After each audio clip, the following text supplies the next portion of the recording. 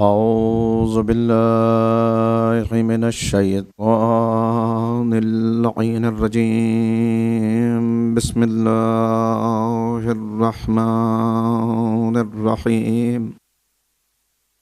الحمد لله رب العالمين وبه نستعين وهو المعين والصلاة والسلام على سيد الأنبياء والمرسلين سيدنا ونبينا وشفيع ذنوبنا وطبيب قلوبنا أبي القاسم محمد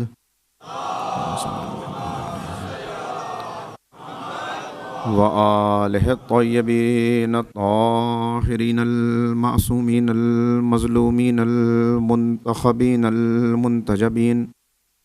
أما بعد فقد قال الله تبارك وتعالى في كتابه المجيد وفرقانه الرشيد وقوله الحق.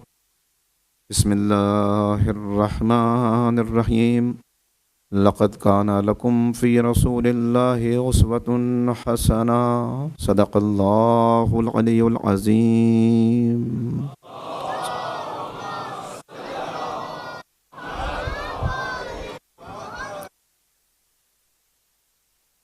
سامعین محترم، قرآن کریم کا 33واں سورہ احزاب، جس کی مشہور و معروف آیہ کریمہ میں نے آپ کی خدمت میں تلاوت کی، جس پر آپ نے سینکڑوں مرتبہ گفتگو سماعت کی ہوگی۔ اس آیہ کریمہ پر گفتگو سے پہلے سب سے پہلے میں آپ تمام مومنین و مومنات کی خدمت میں شہزادی کونین کی شہادت کی تعزیت پیش کرتا ہوں، اور ہم سب مل کے وقت کے امام کی خدمت میں ان کی جدہ ماجدہ کی تعزیت پیش کریں ایک بلند صلوات کے ساتھ۔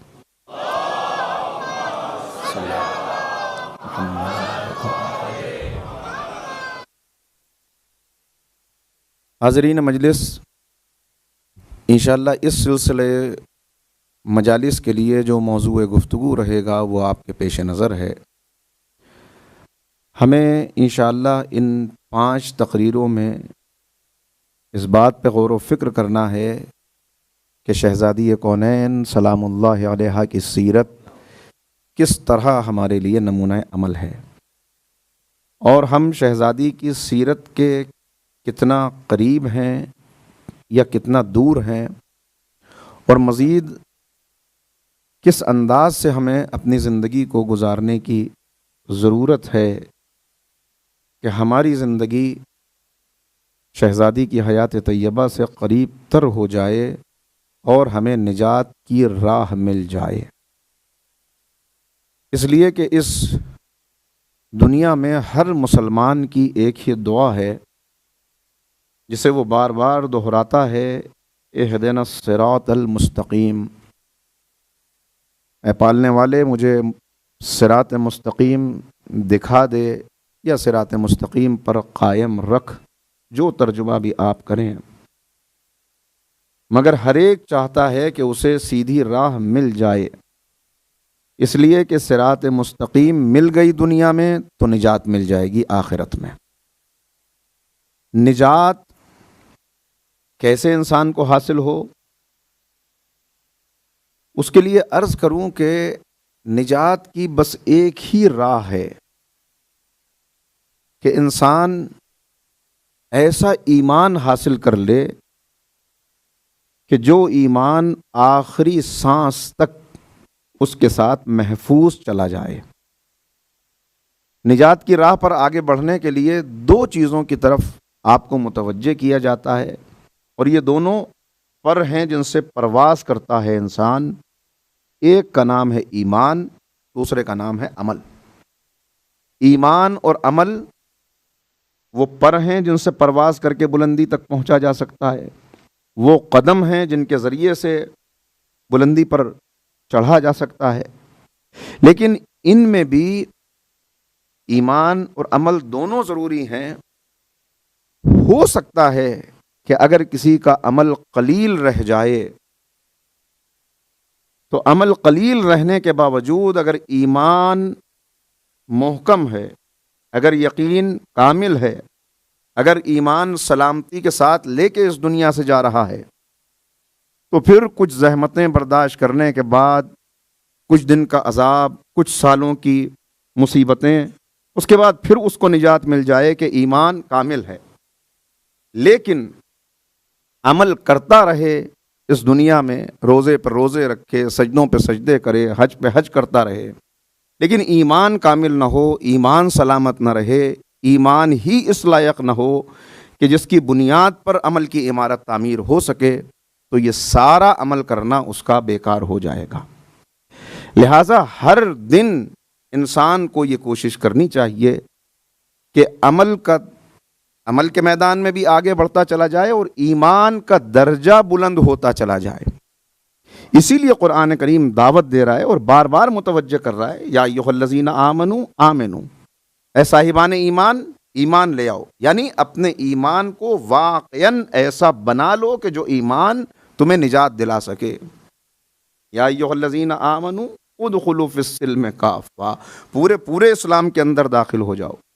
یہ متوجہ کیا جا رہا ہے کہ اگر تمہارا ایمان محکم ہو گیا، اگر ایمان کے درجات میں بلند ہوتے چلے گئے، تو پھر ایمان اور عمل یہ لازم و ملزوم ہیں۔ میں نے عرض کیا تھا کسی موقع پر، جو جملہ میں بار بار کہتا ہوں، کہ کوئی دنیا میں ایسی آری نہیں بنی جو ایمان اور عمل کو کاٹ کے علیحدہ کر دے۔ اگر واقعاً وہ ایمان حاصل ہو گیا تو عمل تو خود بخود پیدا ہو جائے گا۔ تو اس ایمان کو بڑھانے کے لیے، ایمان کا وہ درجہ حاصل کرنے کے لیے کہ جو درجہ ہمیں حاصل کر لینا چاہیے اور جو ہمیں اہل بیت جس راہ پر دیکھنا چاہتے ہیں، اس کے لیے ہمیں کیا کرنا ہے، یہ انشاءاللہ آہستہ آہستہ ہم غور و فکر کریں گے اور فکر و بحث کے یہ مرحلے آگے بڑھیں گے۔ مگر میں آپ کی خدمت میں اتنا عرض کروں کہ اصل میں ایمان کیا ہے، ایمان کے بڑھانے کا مطلب کیا ہے۔ قرآن کریم نے اس کی طرف متوجہ کیا بار بار کہ دیکھو، ایمان یعنی اللہ سے ایسی خالص محبت کہ جہاں پھر کسی اور محبت کی گنجائش نہ رہے، اور اگر کسی اور سے محبت ہو تو اللہ کی اسی محبت کی بنیاد پر ہو، جس کے لیے کہا گیا الحب للہ والبغض للہ۔ آنے والا آیا حضور سرور کائنات پیغمبر اکرم حضرت محمد مصطفیٰ صلی اللہ علیہ وآلہ وسلم خدمت پیغمبر میں آ کے یہ سوال کرتا ہے کہ یا رسول اللہ، ایسا کوئی نسخہ بتائیے کہ میں اللہ کا محبوب ہو جاؤں، اللہ سے محبت کرتے ہوئے میں اس منزل پہ پہنچاؤں کہ اللہ بھی مجھ سے محبت کرنے لگے۔ تو پیغمبر نے ایسے بہت سے سوالات مختلف موقعوں پر ہوئے، الگ الگ جوابات ہیں۔ یہاں جواب دیا کہ بس ایک چیز پر کاربند ہو جاؤ، الحب للہ والبغض للہ۔ تمہاری محبت بھی ہو تو اللہ کے لیے ہو، اور تم کسی سے دوری اختیار کرو، کسی سے نفرت کرو تو وہ نفرت بھی اللہ کی بنیاد پر ہو کہ وہ اللہ سے دور ہے تو تم بھی اس سے دوری اختیار کر لو۔ اگر تم نے یہ حاصل کر لیا تو سمجھو کہ تم اس منزل تک پہنچ گئے کہ جہاں پہنچنا چاہتے ہو۔ تو بات واضح ہوئی کہ ایمان کے درجے کو بڑھانا ہے، اور ایمان اصل میں نام ہے اللہ سے ایسی محبت کرنے کا کہ جس محبت کے بعد اپنا کچھ بھی نہ رہے۔ جو میں نے اس سے پہلے کی تقریر میں بھی عرض کیا تھا اس دن، کہ آزمائش کے مرحلے پر بڑھتے بڑھتے انسان وہاں پہنچ جائے کہ قرآن کی اس آیہ کریمہ پر اس کا عملی طور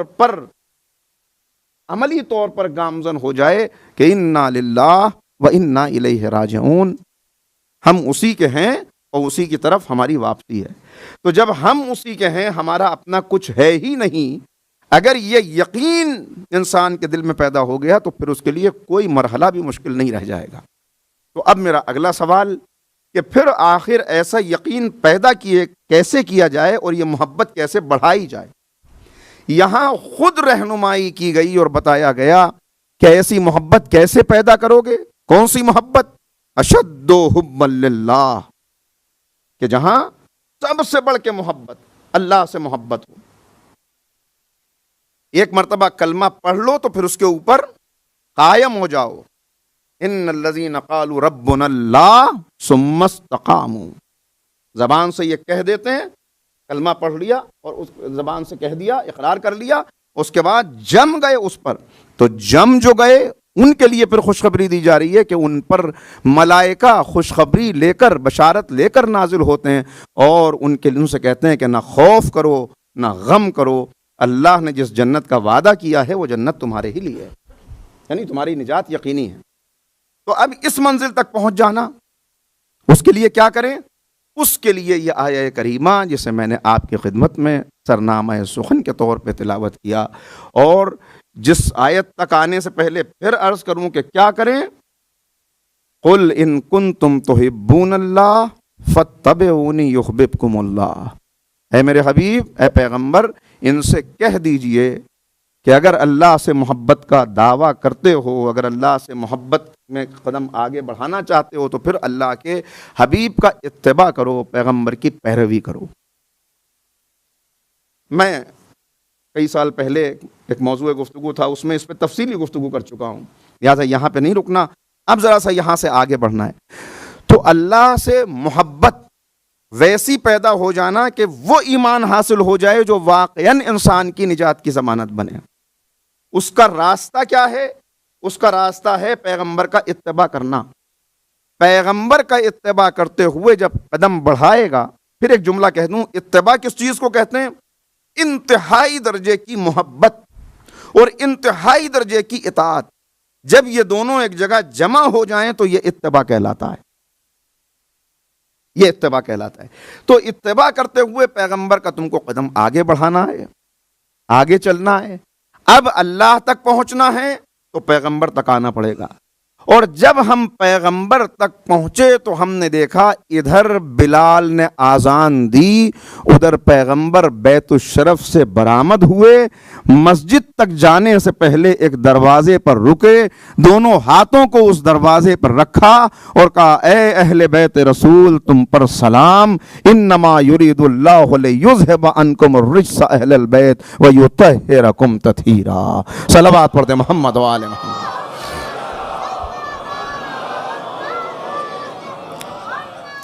تو راستہ واضح ہوتا چلا گیا کہ منزل ہے حب الہی، حب الہی تک پہنچنے کے لیے اتباع پیغمبر، اتباع پیغمبر کرتے ہوئے جب ہم نے قدم نکالا تو دیکھا ایک مرتبہ نہیں، دو مرتبہ نہیں، 1300 مرتبہ یا اس سے بھی زیادہ پیغمبر اکرم کی حیات طیبہ میں یہ موقع آیا کہ پیغمبر گھر سے نکلے، اصحاب ساتھ ساتھ چلے، مسجد میں جانے سے پہلے ایک دروازے پر رکے، سلام کیا، آیت تطہیر کی تلاوت کی، گویا پیغمبر بتا رہے تھے کہ میرا اتباع اگر کرنا ہے تو پہچان لو ان ہستیوں کو کہ جن تک آئے بغیر، جن کی محبت پیدا کیے بغیر، جن کی اطاعت میں قدم بڑھائے بغیر میرا اتباع ممکن نہیں ہے۔ یعنی اللہ تک پہنچنا، اللہ کو پا لینا، اللہ کی محبت کو اس انداز سے اپنے قلب میں پیدا کر لینا کہ تم ایمان کامل پر فائز ہو جاؤ، وہ ممکن ہی نہیں ہے۔ اور پھر تعارف کراتے ہوئے پیغمبر نے فرمایا کہ پہچان لو یہ جو ہستیاں ہیں اس گھر میں، اس میں ایک ہستی وہ ہے جو میرا ہی جز ہے، فاطمہ بضعۃ منی فمن اغضبہا اغضبنی، فاطمہ میرا ٹکڑا ہے، جس نے اس کو اذیت دی اس نے مجھے اذیت دی، جس نے اس کو غضبناک کیا اس نے مجھے غضبناک کیا۔ صحیح بخاری، صحیح مسلم اور مسند احمد امام حنبل، اور دیکھتے چلے جائیں تو 40 سے زیادہ حوالے ہیں، معتبر حوالے، کہ جنہوں نے اس حدیث پیغمبر کو، ان نورانی الفاظ کو محفوظ کیا کہ پیغمبر اکرم نے تعارف کرایا، بتایا، یعنی پیغمبر راستہ دکھا رہے ہیں، بتا رہے ہیں کہ قرآن کہہ رہا ہے کہ اگر تمہیں کامیابی چاہیے تو نمونہ عمل بنا لو اللہ کے حبیب کو اور پیغمبر فرما رہے ہیں کہ مجھے نمونہ عمل بنانا ہے تو میری کامل سیرت تمہیں مل ہی نہیں سکتی جب تک میرے جز کو بھی شامل نہ کر لو، اس لیے کہ ہر کل ناقص ہے بغیر جز کے، اور یہ میرا جز ہے، یہ میرا ٹکڑا ہے۔ بس یہاں سے میں آپ کو متوجہ کرنا چاہتا ہوں، مگر اس سے پہلے ایک تھوڑی دیر کے لیے ایک مرتبہ مل کے صلوات پڑھیں محمد و آل محمد۔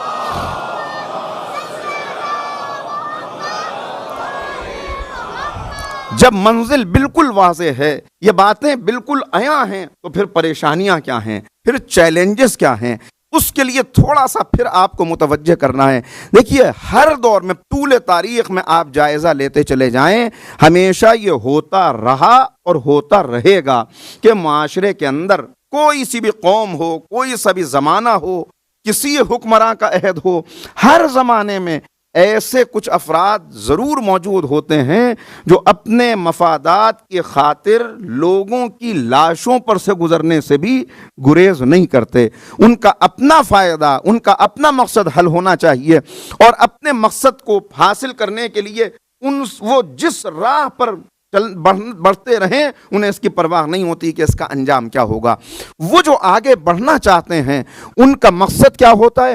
ان کا مقصد یہ ہوتا ہے کہ اس دنیا کے اندر غلبہ ہمارا رہے، طاقت ہمارے ہاتھ میں رہے، خزانہ ہمارے ہاتھ میں رہے، ہر طرف لوگ ہمارے راہ پر چلنے والے ہوں، اور وہ ممکن نہیں اس وقت تک جب تک الہی نمونہ عمل سامنے ہے، جب تک حقیقی نمونہ عمل سامنے، حقیقی رول ماڈل سامنے ہے۔ لہٰذا ان افراد کو کہ جنہیں اپنا فائدہ حاصل کرنے کے لیے حد سے گزرنے میں بھی کسی قسم کا گریز نہیں ہوتا، وہ کیا کرتے ہیں؟ وہ سب سے پہلے اپنے ان مفادات کو حاصل کرنے کے لیے لوگوں کو ذہنی غلام بنانا شروع کرتے ہیں۔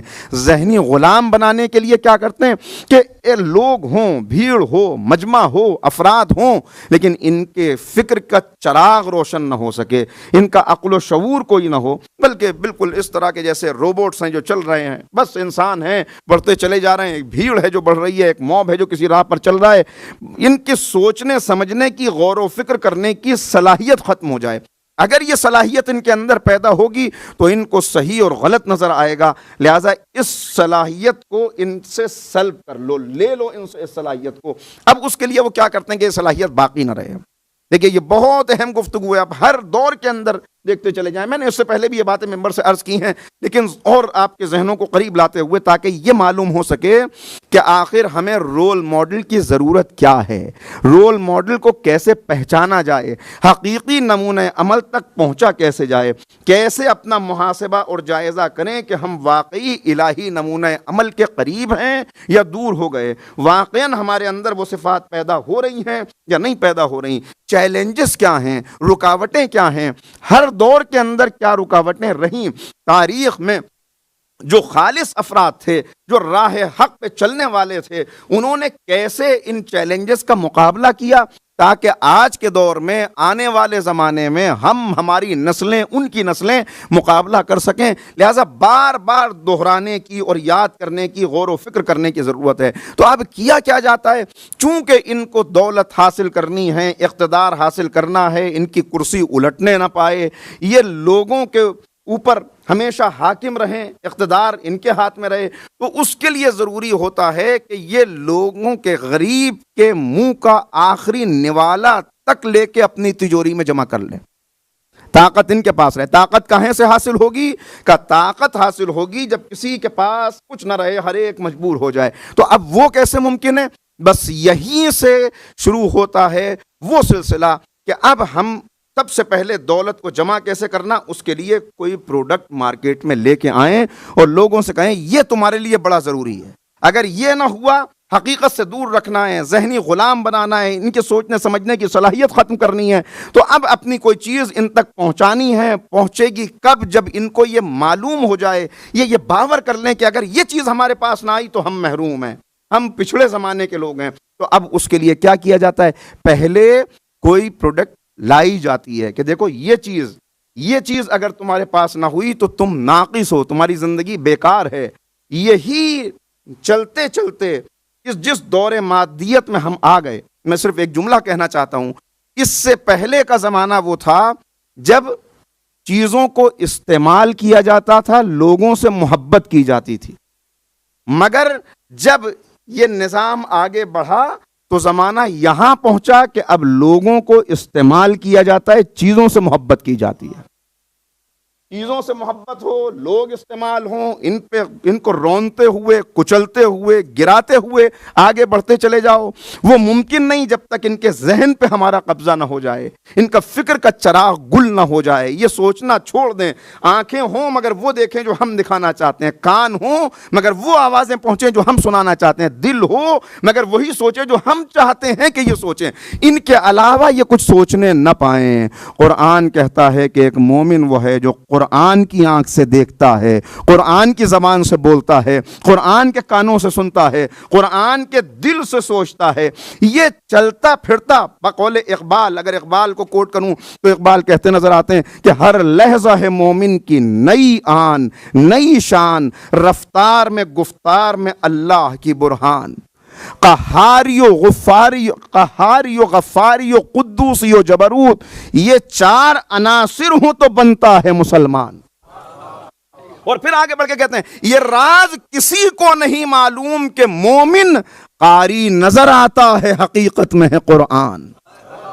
تم اس کی زبان پر قرآن دیکھ رہے ہو، لیکن اس کے نشست و برخاست میں، اس کا سوچنے کا انداز، اس کی نگاہ، اس کے کان، یہ سب قرآنی بن جائیں۔ تو قرآن چاہتا ہے کہ سب قرآنی بن جائے، اسلام چاہتا ہے کہ وہ سوچو جو قرآن تم کو سوچنے کی دعوت دیتا ہے، وہ دیکھو جو قرآن دیکھنے کی اجازت دیتا ہے۔ نعمت یہ نہیں ہے جسے تم نعمت سمجھ رہے ہو کہ سب کچھ حاصل، نعمت کیا ہے کہ ایک حیا والی آنکھ کا مل جانا نعمت ہے، ایمان کے کانوں کا مل جانا نعمت ہے، معرفت بھرے دل کا مل جانا نعمت ہے۔ تو اس طرف کیسے آؤ گے؟ اس کے لیے مقابلہ کرنا ہوگا اس نظام سے، جس نظام نے پہلے کہا کہ تمہیں ضرورت ہے یا نہیں، مگر ہم تم کو اس کی ضرورت پہلے پیدا کریں گے۔ کہا اگر یہ ٹوتھ پیسٹ استعمال نہ کیا تو اس کا مطلب تمہاری زندگی بیکار ہو گئی، اگر یہ شیمپو استعمال نہ کیا تو اس کا مطلب بیکار ہو گئے، اگر یہ صابن استعمال نہ کیا تو اب وہ کیا کیسے جائے؟ اس کے لیے میڈیا کا سہارا لیا گیا، ہر دور میں لیا جاتا ہے، آج بھی لیا جا رہا ہے، آئندہ بھی لیا جاتا رہے گا۔ اور میڈیا کے ذریعے بات کو پہنچایا کیسے جائے؟ ریڈیو ہے، ٹیلی ویژن ہے، مختلف ذرائع ہیں، لیکن اس کے باوجود اس کی طرف کوئی متوجہ نہیں ہوگا۔ اگر صرف یہ کہا جائے کہ یہ چیز اچھی ہے، اس کو استعمال کر لیجئے، یہی وہ موقع ہے کہ جہاں جعلی کرداروں کو انٹروڈیوس کرایا جاتا ہے۔ اب آپ کیسے ان چیزوں کو استعمال کریں؟ تو اس کے لیے انٹرٹینمنٹ انڈسٹری آگے بڑھی اور انہوں نے کہا کہ ہم تمہیں بتائیں گے کہ تمہارے ہیروز کون ہیں۔ اب انہوں نے بتانا شروع کیا، یہ ہے تمہارا ہیرو، ذرا اس کو دیکھو، اس کو پہچانو۔ خود نہ سوچنا، غور و فکر نہ کرنا۔ وہ زمانہ چلا گیا کہ جب بچے کھیلا کرتے تھے، اب تم بیٹھ کے دیکھو کھیلنے والے کوئی اور ہوں گے، جو کھیلنے والے ہیں وہ پیسہ کمائیں گے، تم بیوقوف بنتے رہو۔ یہ ہے سازش، کہا کہ ہم بتائیں گے تم کو، یہ ان کو پہچانتے چلے جاؤ، یہ ہے تمہارا ہیرو جو اونچی عمارتوں سے چھلانگ لگا کے بھی صحیح رہ جاتا ہے، جو آنکھ کے اندر سے بھی گزر جاتا ہے اور بالکل ٹھیک رہتا ہے۔ اب جب تم نے مان لیا کہ ہاں یہی تمہارا ہیرو ہے، تمہیں اسی جیسا بننا ہے، تو اب ہم اسے وہ لباس پہنائیں گے جو ہمیں بیچنا ہے، اب ہم اسے وہ منجن دیں گے جو ہم کو تم تک پہنچانا ہے، وہ ٹوتھ پیسٹ، وہ صابن، اور اس طرح آہستہ آہستہ ذہنی غلام بنتے چلے جاؤ۔ ضرورت ہے یا نہیں ہے ضرورت، مگر چونکہ وہ اس چیز کو استعمال کرتا ہے، آپ نے دیکھا آہستہ آہستہ حقیقی رول ماڈل غائب ہو گیا اور جعلی رول ماڈل نے اس کی جگہ لے لی۔ اب بچے اسی راہ پر چل رہے ہیں جس پر وہ چلانا چاہتے ہیں۔ لباس کیسا ہو ان کے جیسا، ہیئر سٹائل کیسا ہو ان کے جیسا، بولنے کا انداز کیسا ہو ان کے جیسا۔ ان کو نہیں معلوم کہ منافع کوئی اور کما رہا ہے، انہیں نہیں پتا کہ لکھنے والا لکھتا ہے، وہ یہ کردار جو ہمارے سامنے نظر آ رہا ہے یہ کچھ نہیں ہے، وہ لکھتا ہے، وہی اس کو مشکلات میں ڈالتا ہے، وہی اس کو مشکلات سے نکال لیتا ہے، اور ہمارے کچھ گھنٹے برباد کر کے اس کردار کو ایسے ہماری نسوں کے اندر داخل کر کے خون کے ساتھ دوڑا دیتا ہے کہ ہم آہستہ آہستہ حقیقی عظیم کرداروں سے دور ہوتے چلے جا رہے ہیں۔ یہاں پر آگے بڑھتا ہے قرآن، یہاں پر آگے بڑھتے ہیں ائمہ، اور وہ بتاتے ہیں کہ حقیقی رول ماڈل وہ نہیں ہیں جن کے پیچھے تم دوڑتے چلے جا رہے ہو، بلکہ پہچانو کہ واقعاً تمہارے آئیڈیل کون ہیں۔ وہ بڑا انسان نہیں کہ جس کو تم دیکھتے ہو اونچائی سے کودتا ہے، جس کو تم دیکھتے ہو کہ چکما دیتا ہے، دھوکہ دیتا ہے، چوری کرنے کے بعد بھی وہ صحیح رہتا ہے، اور اس کے باوجود تم اس کو پسند کرتے ہو، تم اس سے محبت کرنے لگتے ہو، اس کے انداز کو اپنانے لگتے ہو، بلکہ حقیقتاً انسان، حقیقتاً ہیرو وہ ہے، حقیقتاً کامل انسان وہ ہے کہ جو کسی کی ضرورت کو پورا کرنے کے لیے اپنی ضرورت کو قربان کر دیتا ہے، جس کے دروازے پہ اگر سائل آ جائے تو خود بھوکا رہ کے سامنے کی روٹی اس کو اٹھا کے دے دیتا ہے۔ لہٰذا یہاں پلٹنے کی ضرورت ہے۔ اب بتایا گیا، جب یہ بات واضح ہو گئی، ایک مرتبہ مل کے صلوات پڑھیں محمد و آل محمد۔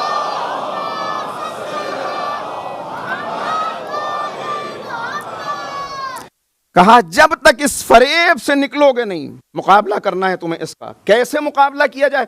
اب پلٹ کے آئیے وہاں، کیسے مقابلہ ہو عزیزو؟ بس میں نے کیا عرض کیا؟ میں نے عرض کیا اللہ کی محبت، اس کے لیے رسول کا اتباع، رسول کا اتباع کرتے ہوئے ان ہستیوں سے تعارف، اور اسی لیے ضروری ہے ان ہستیوں کا ذکر، اسی لیے ضروری ہے ان کے فضائل، اسی لیے ضروری ہے ان کے معجزات کا بیان، اسی لیے ضروری ہے ان کے کردار کے ہر نقش کو پیش کرنا اور اس نقش پہ اپنے قدموں کو جما دینا۔ بہت سے لوگ سوچتے ہیں یہ فضائل تو اس وقت کے ہیں، اب ان کے بیان کا فائدہ کیا ہے؟ یہ معجزات ہماری زندگی میں ان کے بیان کا فائدہ کیا ہے؟ میں یہی عرض کرنا چاہتا ہوں، اصل منزل ہے اللہ کی محبت۔ اللہ کی محبت تک پہنچنے کا پہلا قدم ہے رسول کی محبت۔ رسول کی محبت تک پہنچنے کے لیے راستہ ہے اہل بیت کی محبت، اور انسان کی فطرت کے اندر، یہ فطرت میں پائی جانے والی چیز ہے کہ انسان ہمیشہ فضیلتوں سے محبت کرتا ہے،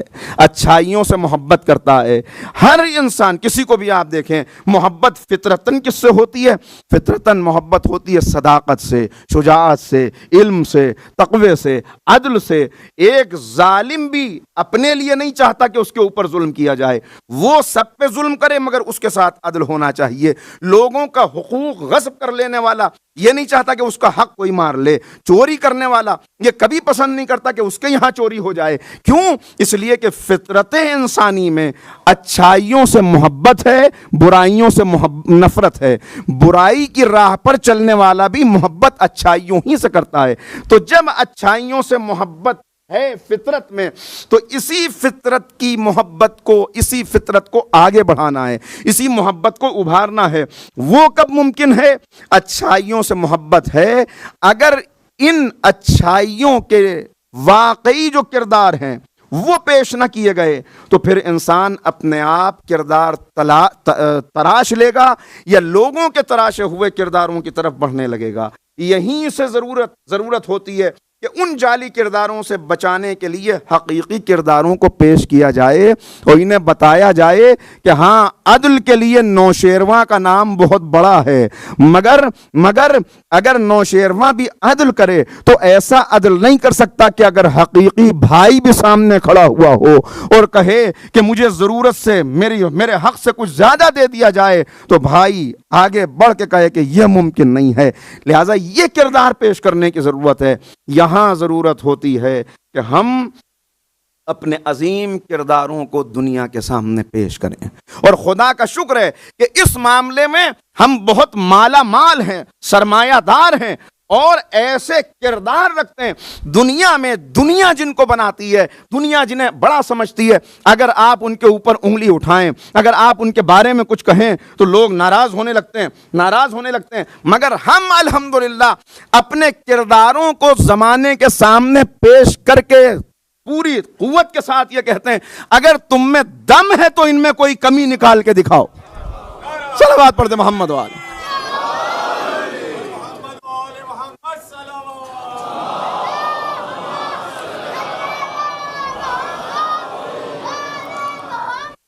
انہی ہستیوں میں جس شہزادی کا تذکرہ ہمیں ان مجلسوں میں کرنا ہے، وہ شہزادی خاتون نور، خاتون جنت، ایسی عظیم بی بی کہ جس کے لیے معصومین کہتے نظر آئیں، جس کے لیے معصومین کہتے نظر آئیں، امام حسن عسکری علیہ الصلاۃ والسلام۔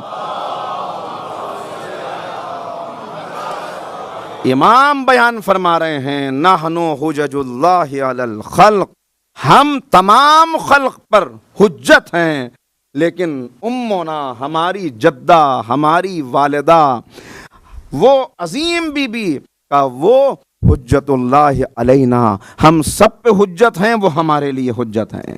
امام وقت کا امام کہتا ہوا نظر آئے کہ میں اپنی جدہ کی سیرت پہ عمل کروں گا، ان کا اسوہ میرے لیے کافی ہے۔ تو جہاں ایسا اسوہ موجود ہو، جہاں ایسا عظیم کردار موجود ہو، اب یہ ہماری کمی کہ ہم اس کا تعارف ویسے نہ کرا سکے۔ زمانہ تو ہمیشہ پرآشوب رہا، حالات تو ایسے رہے، لیکن اس کے باوجود اگر وہ فضائل، اگر وہ نقوش صرف کتابوں کی زینت بن کر محفوظ رہ جائیں لائبریریز کے اندر اور ہماری عملی زندگی میں نہ آ سکیں، تو پھر ہم سے بڑا بدقسمت کون ہوگا؟ لہذا تعارف کرانے کی ضرورت ہے۔ آئیے تعارف کا آغاز کریں۔ میں تھوڑا سا آگے بڑھتا ہوں، کہاں سے بات کو شروع کروں نہیں سمجھ میں آتا، اس لیے کہ اتنا مختصر وقت اور اس کے اندر ایسی سیرت کا تذکرہ کرنا کہ جو اتنی نورانی سیرت ہے کہ اگر اس نورانی سیرت کی ایک کرن تمام امت کے دلوں پر پڑ جائے تو سب کے قلوب روشن ہو جائیں، سب کے قلوب منور ہو جائیں۔ مگر چلیے 1400 سال پہلے چلیے، مجھے نظر آ رہا ہے، نظر آ رہی ہیں وہ مناظر، نظر آ رہی ہیں وہ منزلیں اور وہ مراحل کہ جہاں پیغمبر اکرم تعارف کرا رہے ہیں۔ کس انداز سے تعارف کرا رہے ہیں؟ پہلے 2 روایات آپ کی خدمت میں پیش کرتا ہوں۔ 2 روایات، پہلی روایت اس شخصیت کی طرف سے بیان ہوئی، اس کے راوی وہ ہیں جو عالم اسلام میں تاریخ اسلام کے پہلے خلیفہ کہلاتے ہیں، اور دوسرے راوی وہ ہیں جو دوسرے خلیفہ کہلاتے ہیں۔ پہلے انہی دونوں سے روایات آپ کی خدمت میں عرض کروں، حوالے سب موجود ہیں، آہستہ آہستہ باتوں کو بیان کرنا ہے، مگر اس سلسلے کو آگے بڑھانے کے لیے ایک مرتبہ صلوات پڑھیں مل کے محمد والے، تھوڑا سا آگے تشریف۔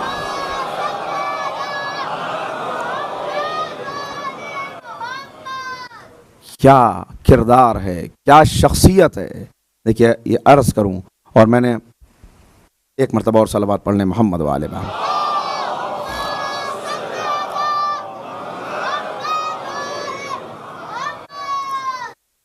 کیا یہ آسان مرحلہ ہے؟ نہیں، آسان مرحلہ نہیں ہے، اس لیے کہ میں نے عرض کیا اتنی عظیم شخصیت کہ جس کے لیے معصوم یہ کہتے نظر آئیں کہ تم کیا جانو کہ فاطمہ کیا ہے، ہیا سر من اسرار اللہ، ہماری جدہ تو اللہ کے رازوں میں سے ایک راز ہے، شہزادی اللہ کے رازوں میں سے ایک راز ہیں۔ کیا فضائل ہیں، کیا مرتبہ ہے، اور اس کے بعد پھر کیسے مظالم ہیں جن کا شہزادی نے سامنا کیا ہے، کیسی مصیبتیں ہیں جن کو برداشت کیا ہے۔ کردار جتنا عظیم ہو اتنے ہی زیادہ مصائب بھی برداشت کرنے پڑتے ہیں، اس لیے کہ کوئی فضیلت ملتی نہیں بغیر مصیبت کا سامنا کیے ہوئے۔ وہ اقبال نے کہا تھا کہ کنویں میں تم نے یوسف کو، کنویں میں تو نے یوسف کو اگر دیکھا تو کیا دیکھا، ارے ناداں جو مطلق تھا مقید کر دیا تو نے۔ اے نادان، تو کنویں میں حضرت یوسف کو دیکھ کر یوسف کو مجبور سمجھ رہا ہے، یوسف کو محروم سمجھ رہا ہے، یوسف کو بے اختیار سمجھ رہا ہے۔ نہیں، اپنی نگاہ میں وسعت پیدا کر، اپنی نگاہ میں وسعت پیدا کر، صرف کنویں تک یوسف کو نہ دیکھنا، ورنہ تجھ کو نظر آئے گا کہ ایک بچہ ہے جس کے قتل کا بھائیوں نے ارادہ کر لیا، اس کو کنویں کے اندر ڈال دیا گیا، اب کوئی اس کا پرسان حال نہیں ہے۔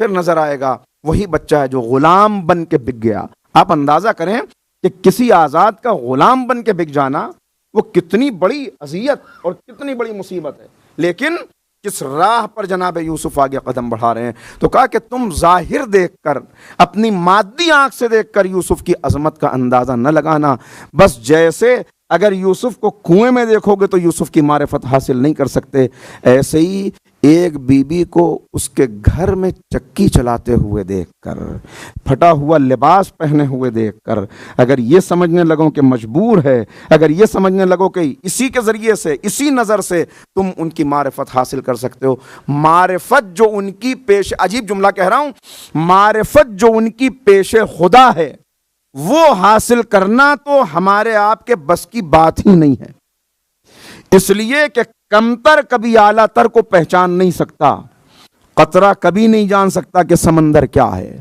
ذرے کو کیا معلوم کہ آفتاب کسے کہتے ہیں، لہٰذا اللہ کی نظر میں ان کی جو عظمت ہے وہ ہم نہ جان سکتے ہیں، نہ جاننے کی ہمیں کوشش کرنا چاہیے، بس معرفت اہل بیت میں قدم بڑھاتے رہیں، اتنا قدم بڑھائیں، اتنا چلیں کہ جتنا جس کے ظرف میں صلاحیت ہے اتنا وہ لے کے آگے بڑھ جائے، یہی اس کی نجات کے لیے کافی ہے۔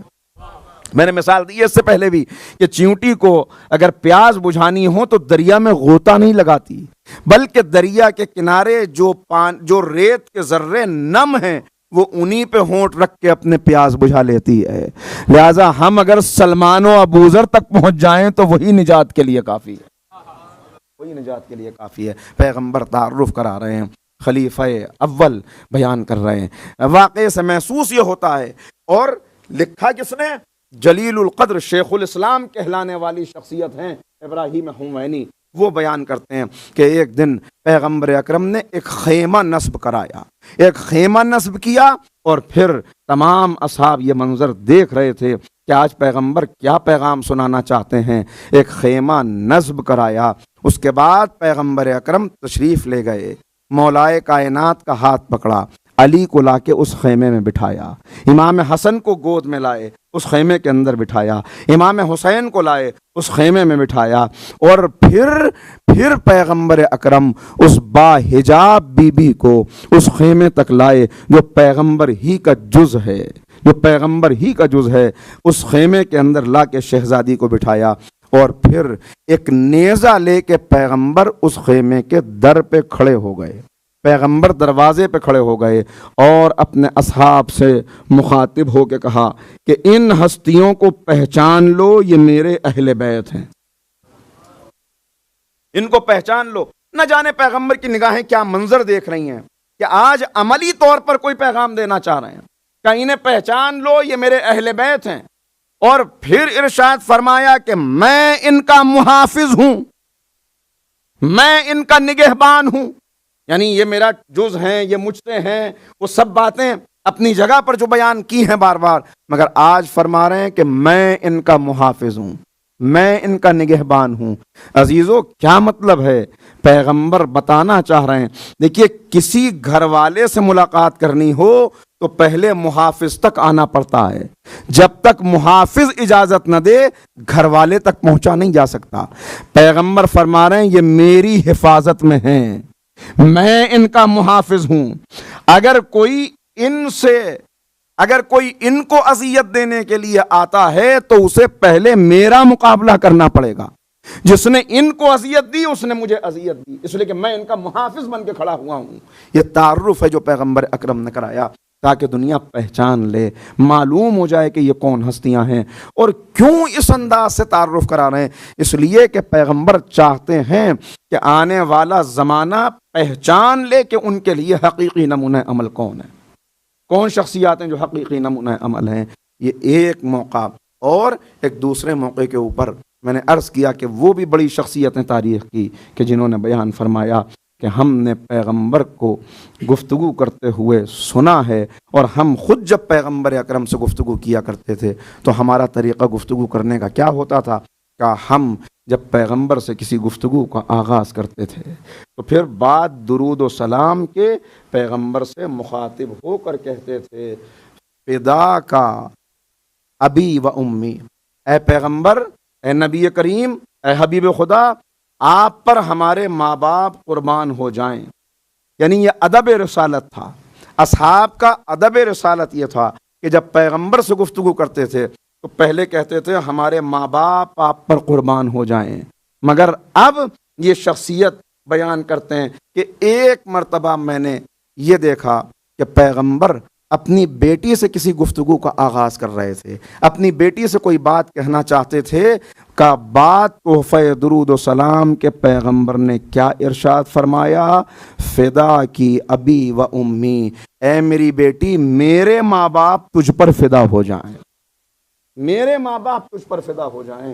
ذرا اندازہ کریں، ذرا سوچیں، کائنات کا رسول، نبیوں کا سردار، صاحب لولاک، مقصود کائنات، مخدوم عالم، جس کے صدقے میں یہ کائنات خلق ہوئی، صاحب معراج پیغمبر اپنی بیٹی سے گفتگو کر رہا ہے تو کہہ رہا ہے کہ میرے ماں باپ تم پر قربان ہو جائیں۔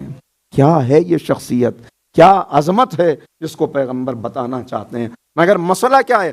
میں نے عرض کیا کہ یوسف کو کنویں تک دیکھنے والے کی نگاہ محدود ہے، وہ نہیں جانتا، وہ صرف یہ دیکھ رہا ہے کہ فاقوں پر فاقے ہو رہے ہیں، وہ صرف یہ دیکھ رہا ہے کہ چکی چلائی جا رہی ہے، وہ صرف یہ دیکھ رہا ہے کہ چہرہ زرد ہے، روایات کی روشنی میں جو بات نظر آ رہی ہے چہرہ زرد ہے، مگر اسے نہیں معلوم کہ ان کے اختیارات کیا ہیں، اسے خبر نہیں۔ مجبور نہ سمجھنا، مسلح پر ہیں، پیر کانپ رہے ہیں، لیکن اگر مسلح سمیٹ دیں تو زمین اپنے خزانوں کو اگل دے۔ مگر ان کے پیش نظر کیا ہے؟ پیش نظر کیا ہے؟ ان کا مقصود کیا ہے؟ بس جو ان کا مقصود ہے، جس دن وہ ہمارا مقصود بن گیا، ہماری زندگی بھی ان سے قریب ہوتی چلی جائے گی۔ ہماری زندگی قریب ہے، مگر بار بار پھر جائزہ لینے کی اور پھر غور کرنے کی ضرورت ہے۔ ان کے مقصود کو ان کی نگاہ سے دیکھو، ان کی نگاہ سے دیکھو۔ میں نے عرض کیا تھا شاید اسی ممبر سے کہ بہت سے رشتے تھے جو آ رہے تھے، مگر جب پیغمبر نے پوچھا کہ بیٹی یہ پیغام دینا تھا، بتانا تھا، یہ تو انہی کا جز ہے، اور جز ہونے کا مطلب کیا ہے؟ میں نے عرض کر دیا، جز ہونے کا مطلب یہ ہے کہ اگر جز کو کل سے الگ کر دیا جائے تو کل میں عیب پیدا ہو جاتا ہے، کل ناقص ہو جاتا ہے۔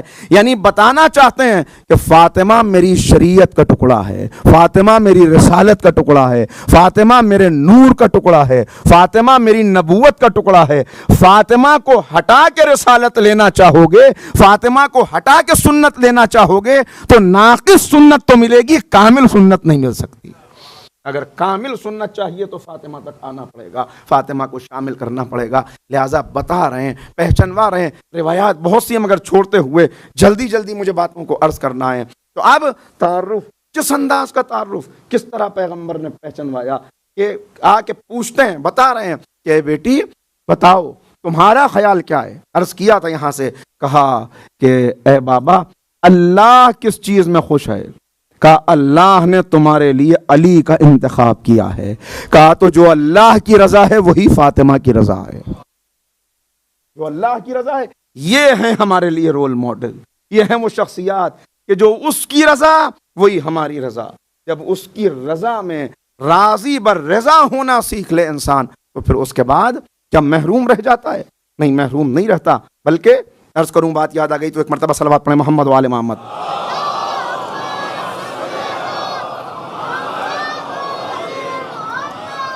پیغمبر اکرم کی خدمت میں ایک شخص کو لایا گیا، بدو، بیمار ہے، کئی طرح کی بیماریاں، پیغمبر کی خدمت میں لایا گیا۔ مقصد یہ ہے کہ نبی کریم دعا فرما دیں تاکہ اس کو شفا حاصل ہو جائے۔ وہ آیا، اسے دیکھ کر پیغمبر نے تبسم کیا، پیغمبر مسکرائے اور اس کے بعد اس سے مخاطب ہو کے کہا کہ تم نے کیا دعا مانگی تھی، تم نے کیا دعا کی تھی؟ تو اس نے کہا کہ یا رسول اللہ میں نے یہ دعا کی تھی کہ اے پالنے والے، جو مصیبتیں دینی ہیں مجھے اسی دنیا میں دے دے تاکہ آخرت میں میرے اوپر کوئی عذاب نہ آئے، آخرت میں صرف میں انعام ہی کا مستحق قرار پاؤں، جو مصیبتیں دینی مجھے اس دنیا میں دے دے۔ پیغمبر نے سنا اور اس کے بعد مسکرا کے کہا کہ اگر اللہ سے آخرت اور دنیا دونوں طلب کرتا تو کیا اللہ نہ دیتا؟ انہیں کیوں کہا کہ آخرت میں مجھے محفوظ رکھو، یہاں مجھے ساری مصیبتیں؟ اللہ سے دونوں طلب کرتا کہ مجھے دنیا اور آخرت۔ اور پھر پیغمبر نے ہاتھوں کو اٹھا کے کہا ربنا آتنا فی الدنیا حسنۃ وفی الآخرۃ حسنۃ۔ اسی وقت اس نے ان جملوں کو دہرایا، ان کلمات کو دہرایا اور اسے شفا حاصل ہوئی اور بزم پیغمبر سے خوشنود لوٹا۔ صلوات پڑھیں محمد و آل محمد۔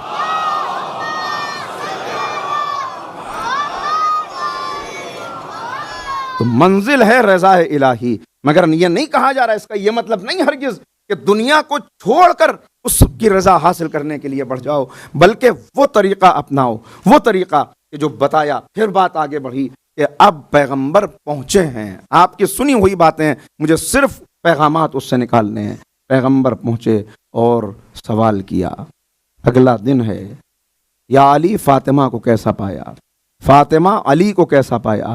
یہ تمام بیٹیوں کے لیے بھی پیغام ہے اور تمام والدین کے لیے بھی پیغام ہے کہ والدین اپنی اولاد کی ایسی تربیت کریں کہ کسی کے سامنے بھی یہ پوچھنے سے شرم محسوس نہ ہو کہ ان کو کیسا پایا، اور بیٹیاں اور بیٹے اس کمال پر پہنچ جائیں، اس منزل پر پہنچیں کہ کہیں بھی سوال کیا جائے تو والدین کی تربیت کا شاہکار ثابت ہو۔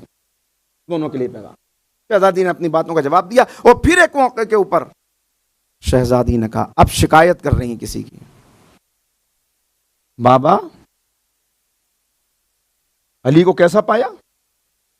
کامل، بہترین شخصیت، لیکن قریش کی عورتیں مجھے تانا دیتی ہیں اور مجھ سے کہتی ہیں کہ پیغمبر نے ایک ایسے شخص کے ہاتھ میں تمہارا ہاتھ دے دیا جو انتہائی مفلس اور غریب ہے، جس کے پاس مال دنیا میں سے کچھ نہیں ہے۔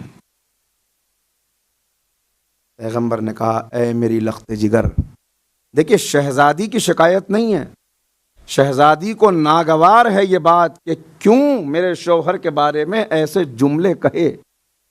دوسری چیز، ہر آیہ قرآنی کی ایک شان نزول ہے، اسی طرح ہر حدیث کی ایک شان صدور ہے۔ جب وہ حالات پیدا ہوں تب وہ حدیث دنیا کے سامنے آتی ہے۔ شہزادی یہ بات بیان کر کے وہ موقع فراہم کر رہی ہیں کہ پیغمبر یہ پیغام پہنچا دیں آنے والی نسلوں تک، طلوع صبح محشر تک۔ لہذا کہا کہ بابا یہ عورتیں قریش کی تانا دیتی ہیں کہ ایک غریب کے ہاتھ میں تمہارا ہاتھ دے دیا، ایک مفلس کے ہاتھ میں تمہارا ہاتھ دے دیا۔ پیغمبر کو کیا کمی تھی؟ اتنے رشتے تھے، اتنے لوگ تھے، پھر کیوں ایک غریب کے ہاتھ میں ہاتھ دیا؟ نعوذ باللہ۔ بس کہا کہ اے بیٹی سنو، اللہ نے تمام خزانوں کی چابیاں مجھے اور علی کو دی ہیں، کائنات کے تمام خزانوں پر ہمیں اختیار حاصل ہے، مگر میں نے اور علی نے اللہ کی رضا کو ان پر ترجیح دی۔ ہم نے اللہ کی رضا کے لیے قربان، ہمیں دولت نہیں چاہیے، یہ خزانے نہیں چاہیے، ہمیں رضا الہی چاہیے۔ یہ پیغام ہے، یہ بتایا جا رہا ہے۔ اور جب اس پر راضی ہو جائے، جب بندہ اس پر راضی ہو جائے، جناب سلیمان سے بڑی حکومت مل سکتی ہے، کسی کو مل سکتی ہے سلیمان سے بڑی حکومت، مگر جناب سلیمان اپنی بساط کے ساتھ پرواز کرتے ہوئے گزر رہے ہیں، پوری شان و شوکت کے ساتھ جناب سلیمان بڑھتے چلے جا رہے ہیں۔ ایک کسان اپنے کھیت میں کام کر رہا ہے، اس کی نگاہ اس بساط پہ پڑی اور کہا کہ سبحان اللہ، اللہ نے داؤد کے بیٹے کو کتنی عظیم حکومت عطا کی ہے، کتنے اختیارات دیے ہیں۔ پیغمبر کے کانوں تک یہ جملہ گیا، بساط کو حکم دیا کہ نیچے اتر جا۔ بساط نیچے اتری، قالین نیچے آیا، اور جناب سلیمان اس کسان کے پاس آ کے کہنے لگے کہ اے بندے خدا، تو نے ابھی کیا کہا؟ اب ایک معمولی سا انسان، کھیت میں کام کرنے والا کسان، اتنا بڑا حکمراں، اتنی بڑی سلطنت کا مالک، وہ آ کر سوال کر رہا ہے ابھی تم کیا کہہ رہے تھے؟ گھبرا گیا اور گھبرا کے کہا کہ میں یہ کہہ رہا تھا کہ اللہ نے داؤد کے بیٹے کو کیا عظیم حکومت عطا کی ہے۔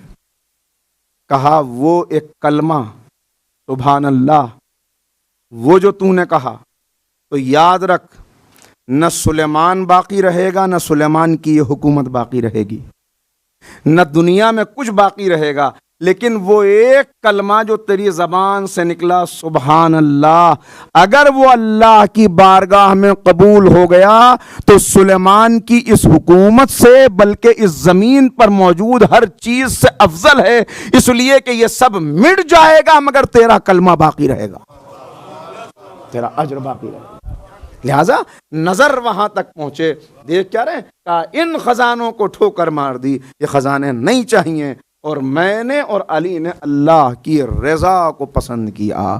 رضا، راضی بر رضا ہو جانا. اے معبود جیسا تو چاہے، جو تیری مرضی ہو. ایک مرتبہ صلوات پڑھیں مل کے محمد و آل محمد.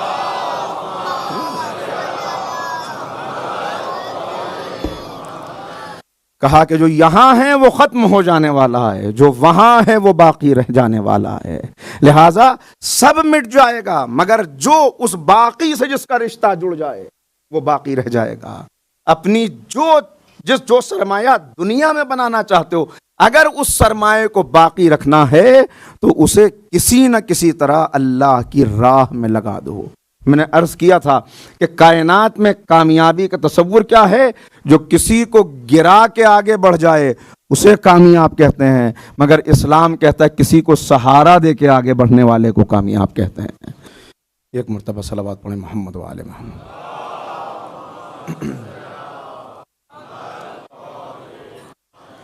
تو انشاءاللہ آج کی یہ گفتگو تمہیدی قرار پائی. انشاءاللہ آہستہ آہستہ آپ کی خدمت میں باتیں عرض کرنے کی کوشش کروں گا. تو جو یہاں ہے وہ ختم ہو جانے والا ہے، جو وہاں ہے وہ باقی رہنے والا ہے.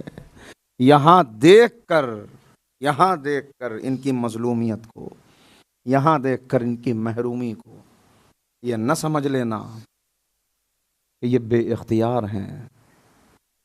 کسی موقع پہ عرض کیا تھا یہ جملہ کہ بے اختیار کی خاموشی کو صبر نہیں کہتے، صاحب اختیار کی خاموشی کو صبر کہتے ہیں. کیسا صبر ہے جو انہوں نے جس کے جوہر دکھائے ہیں.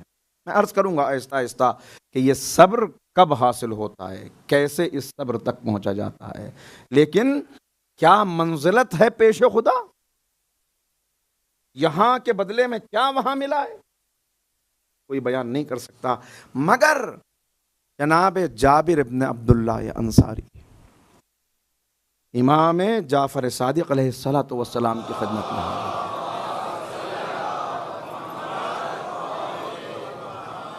اور کہہ رہے ہیں کہ اے آقا، اے مولا، ہمارے ساتھی، آپ کے شیعہ، ہمارے چاہنے والے بڑے مظلوم اور محروم ہیں. یہ پوری تاریخ ہے، تاریخ شیعت جو آگ اور خون کے دریاؤں سے ہو کے گزری ہے.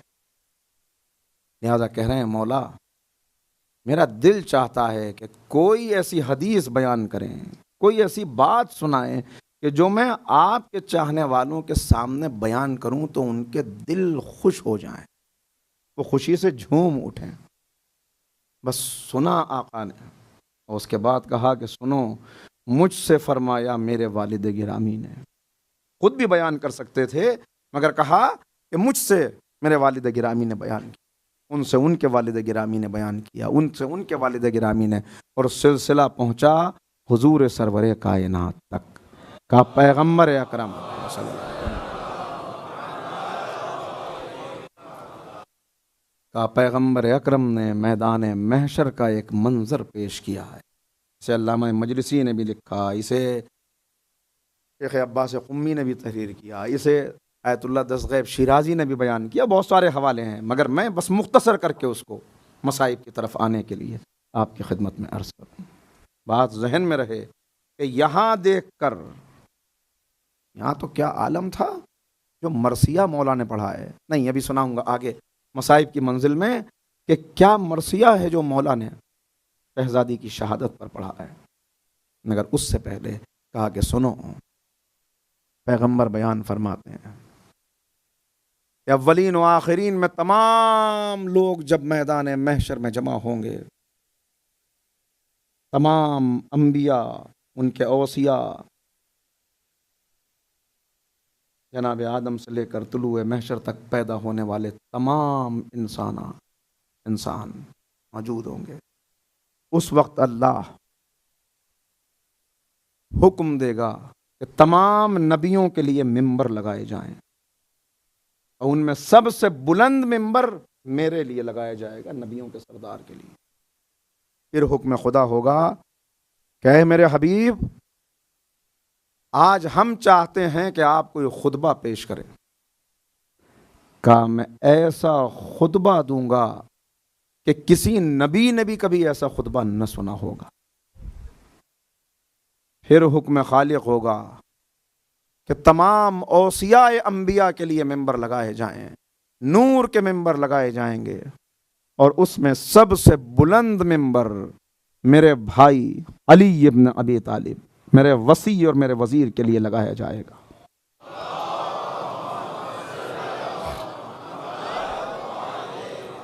اس ممبر پہ علی جائیں گے اور ایسا خطبہ دیں گے کہ ایسا خطبہ کبھی کسی وصی نے بھی نہ سنا ہوگا۔ پھر اولاد پیغمبر کے لیے نور کے ممبر لگیں گے، جس میں 2 ممبر ممتاز حیثیت سے ہوں گے، ایک میرے نواسے میرے بیٹے حسن کے لیے، ایک حسین کے لیے، اور وہ بھی ایسی گفتگو کریں گے کہ ایسی گفتگو کبھی اولاد انبیاء میں کسی نے نہ کی ہوگی۔ کہ پھر حکم خدا ہوگا، کہاں ہے آسیہ، کہاں ہے مریم، کہاں ہے خدیجہ، کہاں ہے سارہ، کہاں ہے فاطمہ زہرا۔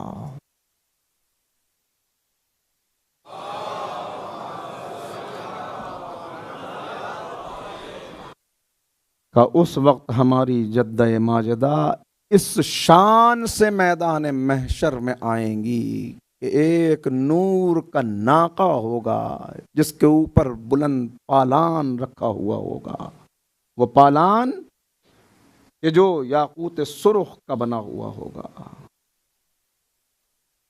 مہار ناقہ موتیوں کی ہوگی، 1,00,000 ملائکہ دائیں جانب، 1,00,000 ملائکہ بائیں طرف، اور ملائکہ اس ناقے کو اپنے پروں پہ اٹھائے ہوئے میدان محشر میں پہنچیں گے۔ دیکھیے الگ الگ روایات ہیں، مگر یہ جو میں عرض کر رہا ہوں، ایک جگہ ہے کہ یہاں سے مولا کائنات اس ناقے کی مہار پکڑیں گے، اور دوسری جگہ ہے کہ اسی عالم میں جب اس شان سے شہزادی آئیں گی، اس سے پہلے آواز قدرت آئے گی، تمام لوگ گریبانوں تک اپنے سروں کو جھکا لیں اور اپنی آنکھوں کو بند کر لیں، اس لیے کہ خاتون محشر کی سواری آ رہی ہے، میری خاص کنیز کی سواری آ رہی ہے۔ کہا پھر حکم ہوگا کہ اے فاطمہ، جنت مشتاق ہے، آپ جنت میں داخل ہو جائیں، آپ جنت میں تشریف لے جائیں۔ کہا جناب فاطمہ اس ناقے پر سوار چلیں گی، در جنت تک پہنچیں گی، مگر جنت کے در پہ پہنچ کے شہزادی حکم دیں گی کہ رک جاؤ، اور ایک مرتبہ مڑ کے میدان محشر کی طرف دیکھیں گی، آواز قدرت آئے گی، فاطمہ کیا چاہتی ہو؟ جنت مشتاق ہے۔ کہا پالنے والے، ابھی ہمارے چاہنے والے میدان محشر میں، ابھی میرے حسین کے عزادار، علی کے شیعہ، ابھی وہ میدان محشر میں۔ اللہ اللہ، سلام کیجئے اس بی بی پر، سلام جو میدان محشر میں بھی ہمیں نہیں بھولی۔ آواز آئے گی، کیا چاہتی ہو کہ پالنے والے، اگر تیری اجازت ہو آج میں اپنی شان دیکھنا چاہتی ہوں۔ کہا اچھا تو فاطمہ واپس میدان محشر میں آ جاؤ۔ شہزادی واپس میدان محشر میں آئیں گی، دعا کیجئے گا کہ اللہ اس وقت ہمیں شہزادی کی نگاہ سے چھپا نہ دے۔ آواز آئے گی، جسے چاہو فاطمہ، جسے چاہو ان میں سے چن لو اور اپنے ساتھ جنت میں لے کے داخل ہو۔ امام فرماتے ہیں، امام کا جملہ ہے کہ اس وقت ہماری جدہ میدان محشر میں اتنے لوگوں کے درمیان سے چاہنے والوں کو ایسے چن لیں گی جیسے پرندہ برے دانوں کے درمیان اچھے اچھے دانوں کو چن لیتا۔ کہا پھر یہ سب جنت کی طرف چلیں گے، جنت کے دروازے پر پہنچیں گے تو اللہ ان شیعوں کے دل میں، ان چاہنے والوں کے دل میں ایک بات ڈالے گا، اور وہ مڑ کے میدان محشر کی طرف دیکھیں گے۔ آواز آئے گی، اے میرے دوستو، ارے ہم کیسے اپنی جانیں قربان نہ کر دیں؟ ذرا دیکھیے تو صحیح، میدان محشر میں جہاں کوئی سایہ نہ ہوگا، جہاں کیا مناظر ہیں، وہاں اللہ ہم سے کہہ رہا ہے، اے میرے دوستو، کاش کہ ہم ویسے بن جائیں، اے میرے دوستو تم کیا چاہتے ہو؟ تو یہ کہیں گے پالنے والے، آج ہم بھی چاہتے ہیں کہ ہم اپنا مقام دیکھیں۔ اچھا آؤ، واپس میدان محشر میں آ جاؤ، اور اگر کسی نے تمہیں فاطمہ کی محبت میں پانی پلایا ہو، فاطمہ کی محبت میں لباس دیا ہو، فاطمہ کی محبت میں کوئی نیکی تمہارے ساتھ کی ہو تو انہیں چن لو۔ آج فاطمہ کی کسی کی محبت میں کی ہوئی اس نیکی کے عوض میں انہیں بھی تمہاری شفاعت قبول کر کے جنت بھیجتا ہوں۔ امام فرماتے ہیں چاہنے والے آئیں گے، ہر اس انسان کو چن لیں گے، اور پھر میدان محشر میں سوائے مشرکوں کے، سوائے توحید میں شک کرنے والوں کے اور سوائے منافقوں کے کوئی باقی نہ رہے گا۔ یہ ہے رتبہ۔ آج کیا جانے دنیا، ہاں جتنا بڑا رتبہ ہو، میں نے عرض کیا جتنی، جب یہ رتبہ، جب یہ مقام پیش نظر ہو، اب سمجھیے کہ یہ کون بی بی ہے، کون بی بی ہے جس کے پہلو پہ دروازہ۔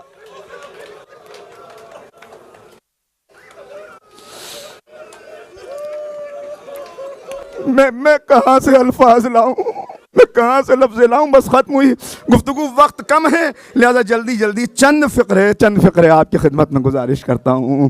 اب پہچانیے یہ کون بی بی ہے۔ مصائب تو آہستہ آہستہ پڑھوں گا آنے والی مجالس میں بھی، اس وقت صرف 3 باتیں عرض کرتا ہوں، 3 باتیں۔ ایک جملہ خود شہزادی کا سناؤں گا، ایک جملہ خود فاطمہ کا سناؤں گا، 2 جملے مولائے کائنات، 2 جملے نہیں، 2 موقع مولائے کائنات کے جہاں علی جیسے بہادر کی چیخ نکل گئی، اور بس اسی پہ مجلس تمام ہے، اس لیے کہ وقت اتنا نہیں ہے۔ تمام سننے والوں کو جہاں جہاں سن رہے ہیں، اللہ فاطمہ زہرا کی شفاعت نصیب فرمائے۔ میں نے چھوڑ دی ساری مصیبت میں نہیں بیان کر سکتا، مگر ہاں امام محمد باقر سے پوچھا گیا مولا بتائیے تو صحیح کیا ہوا تھا؟ امام نے بھائی اتنا کہا کہ ایک میخ تھی جو پسلیوں میں داخل ہوئی، آواز آئی فضا سہارا دے میرا محسن مارا گیا، علی کی امانت ضائع ہو گئی۔ ہاں زاداروں، میں نے بس جملہ ایک سنا دیا، ایک موقع اور سنیے گا۔ جناب اسما بیان کرتی ہیں، اسما کہہ رہی ہیں کہ جب شہزادی رخصت ہوئی، جب مولا غسل کے لیے آئے، کہا کہ میں موجود تھی اور مولا کہتے جاتے تھے اسما بلند آواز سے نہ رونا، فاطمہ کے یتیم موجود ہیں، بلند آواز سے نہ رونا، فاطمہ کے یتیم خود کو سنبھال نہ پائیں گے۔ کہا کہ میں ضبط نہ کر پا رہی تھی تو میں نے اپنے منہ میں کپڑا رکھ لیا کہ آواز بلند نہ ہو۔ کہا مگر ابھی کچھ دیر نہ گزری تھی، جو علی مجھے روک رہے تھے انہی کی چیخ بلند ہوئی۔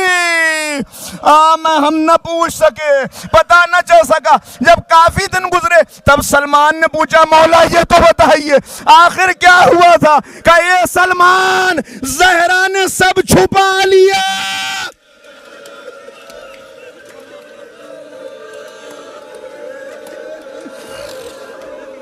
یہی وجہ تھی کہ جب شہزادی کو سپرد خاک کر دیا، علی ہاتھوں سے مٹی جھاڑ کے اٹھے تو روزہ رسول کی طرف دیکھ کے کہا یا رسول اللہ آپ پر میرا اور فاطمہ کا سلام، یا رسول اللہ آپ پر میرا اور فاطمہ کا سلام۔ میرا دل نہیں چاہتا اب میں یہاں سے جاؤں، جی چاہتا یہیں اعتکاف میں بیٹھ جاؤں، مگر آپ نے ہمیں صبر کی تلقین کی ہے، آپ نے ہمیں صبر سکھایا ہے۔ اس کے بعد کہا کہ یا رسول اللہ آپ نے اپنا ٹکڑا میرے سپرد کیا تھا، فاطمہ اپنی روداد خود سنائیں گی، فاطمہ خود سنائیں گی، مگر ہاں میرے آنگن کا پھول مرجھا گیا، میرے آنگن کا پھول مرجھا گیا، میرے لیے راتیں تاریک ہو گئی۔ اور ایک اور موقع پہ کہا فاطمہ کیا تھی میرے لیے؟ کہا فاطمہ گھر میں اتنا کام کرتی تھی کہ ہاتھوں میں چکی چلانے سے چھالے پڑ گئے تھے، کپڑے کثیف ہو جاتے تھے، اور کہا کہ دوست کے اوپر نشان تھے وہ مشقیں لانے کی وجہ سے، یہ بات عرض کروں گا آئندہ مگر اب چھوڑتے ہوئے، ہاں اور علی یہ مرثیہ ہے مولا کا۔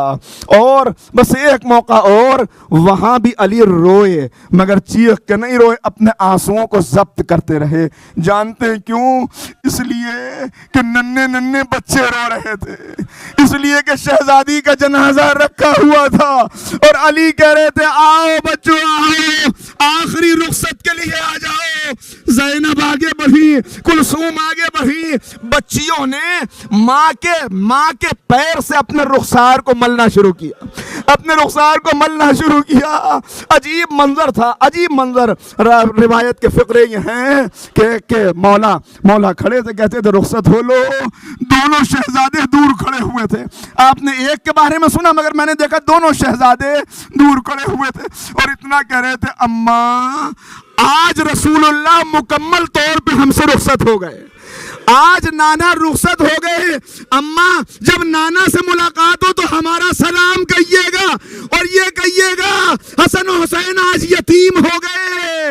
اور پھر یہ کہتے کہتے کہا اماں کیا آخری مرتبہ رخصت نہ ہوں گی؟ روایت کے فقرے ہیں کہ ایک مرتبہ کفن کے اندر حرکت پیدا ہوئی، بندے کفن ٹوٹ گئے، ہاتھ برآمد ہوئے، آؤ میرے بچوں آ جاؤ۔ دونوں بچے اور مولا کہتے، مولا بیان کر رہے، فاطمہ کے رونے کی آواز آ رہی تھی۔ ابھی کچھ دیر نہ گزری تھی کہ ایک مرتبہ جبریل کی آواز آئی، یا علی بچوں کو الگ کر دیجئے، ملائکہ میں کوہرام ہے۔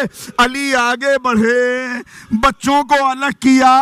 ارے چاہنے والا باپ ہے، جانتا ہے کیسے میت سے بچوں کو جدا کیا جاتا ہے، مگر ہائے یہ ظلم تو کربلا کے لیے باقی تھا۔ ایک 4 برس کی بچی باپ کے لاشے سے لپٹی ہوئی تھی اور شمر آگے بڑھ رہا تھا، جانتے کیسے جدا کیا؟ پشت کے اوپر درے برسا بچی